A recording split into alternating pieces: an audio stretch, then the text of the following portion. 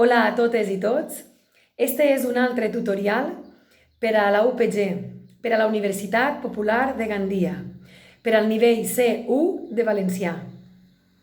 En este vídeo estudiarem les formes no personals del verb, és a dir, l'infinitiu, gerundi i participi, ja que, igual que existeixen en castellà, també les tenim en valencià.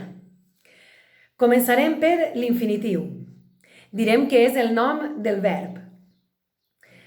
Segons la seva terminació, podem saber a quina conjugació pertany un verb.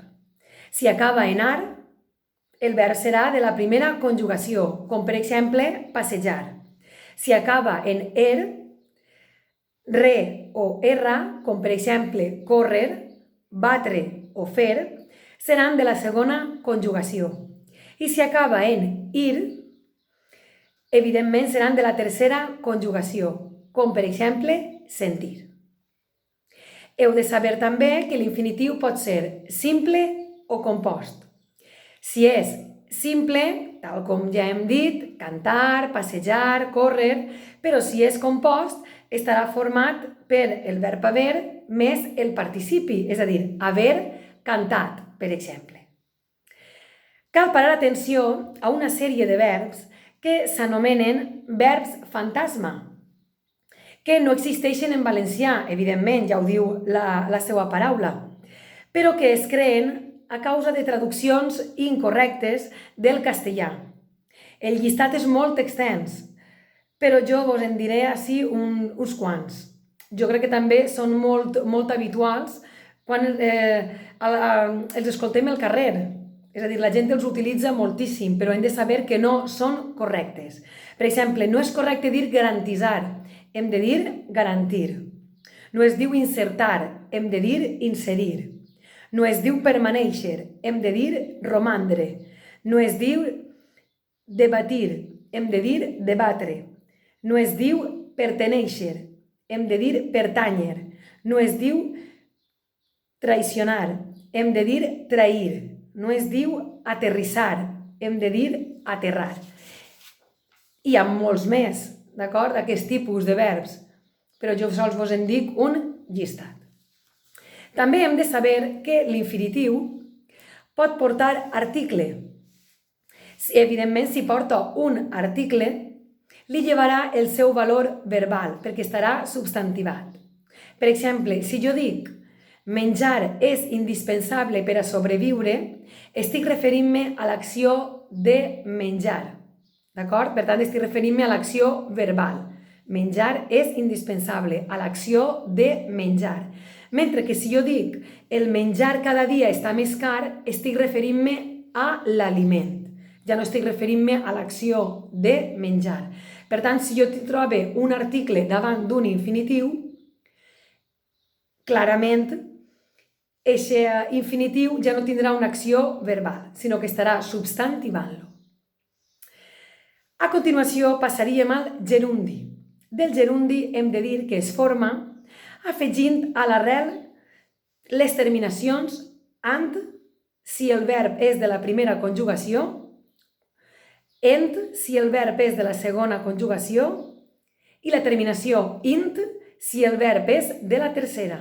Per exemple, si és de la primera de cantar, farem cantant. Si és de la segona de beure, farem bevent. I si és de la tercera de sentir, farem sentint. També hem de saber que el gerundi també pot ser simple o compost. Simple, com els que acabem de veure, d'acord? De cantar, cantant. I el gerundi compost seria havent cantat. Del gerundi hem de saber que funciona com un adverbi de manera o bé com un adjectiu. Però una cosa molt important, un gerundi en valencià no pot acabar mai ni en quent ni en gent. És a dir, jo no puc dir ni visquent ni correguent. He de dir vivint i corrent. D'acord? Encara que ho escolteu per ahir, és molt habitual escoltar aquestes terminacions, en un gerundi no pot acabar mai ni en quent ni en gent. Atenció a tot això. Ja era un aspecte molt important dels gerundis.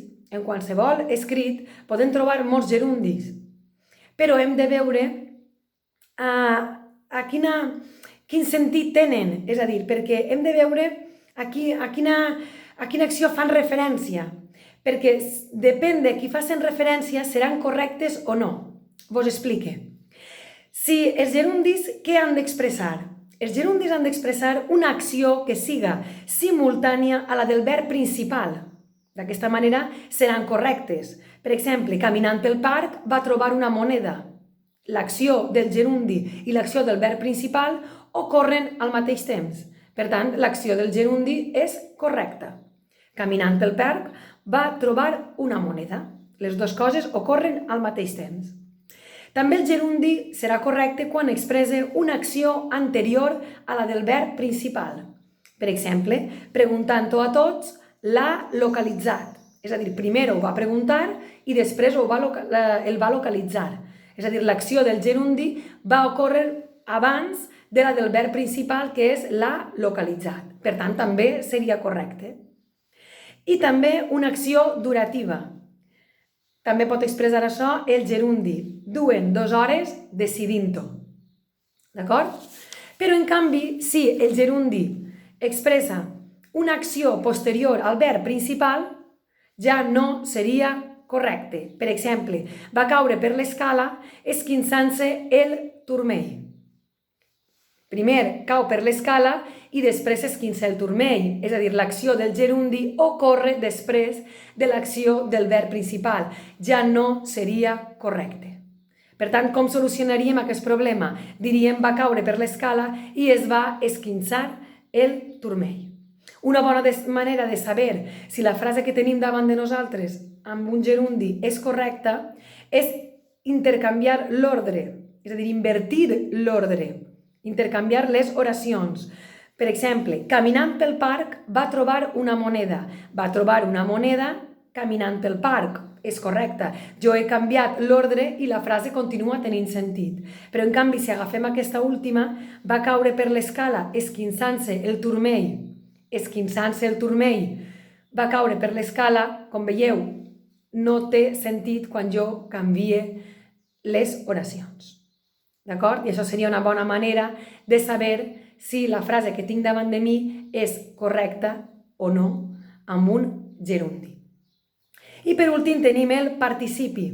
El participi hem de saber que unit al verb haver formaria els temps compostos, com per exemple han cantat. Els verbs de la primera conjugació acabarien en at, com cantat, els verbs de la segona conjugació acabarien en ut, com per exemple beure, begut, i els verbs de la tercera conjugació acabarien en it, com servit, de servir. També heu de saber que hi ha participis irregulars que heu d'aprendre de memòria ja que no segueixen aquests models, com són, per exemple, de comprendre, comprès, d'obrir, obert, de morir, mort, de veure, vist, de prendre, pres, d'entendre, entès, d'admetre, admès. I també heu de recordar que els participis tenen les 4 formes, és a dir, de cantat, cantada, cantats, cantades. I per tant, si tenen les 4 formes, hem de tindre en compte sempre la concordança, que de vegades en les oracions, en els complements, en el complement directe, en els pronoms febles, hem de tindre en compte eixa concordança. Per exemple, has dut la xiqueta a l'escola? Sí, l'he duta. D'acord? La concordança sempre l'hem de tindre en compte. I fins ací seria el vídeo de les formes no personals del verb per a la UPG, per al nivell C1 de valencià. Vos espere en el pròxim.